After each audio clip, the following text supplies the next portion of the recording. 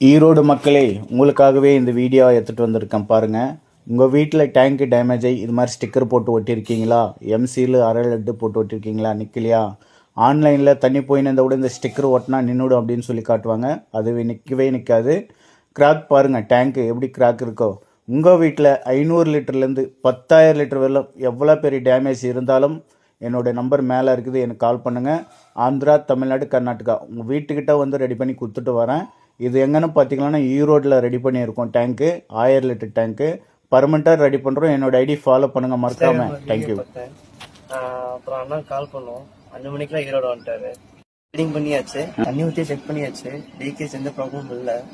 ஈரோடு வந்திருக்காரு. இந்த மாதிரி ஏதாச்சும் டேங்க் ப்ராப்ளம்னா நான் கால் பண்ணுங்க. மேலே நம்பர் இருக்கும், பார்த்துக்கோங்க.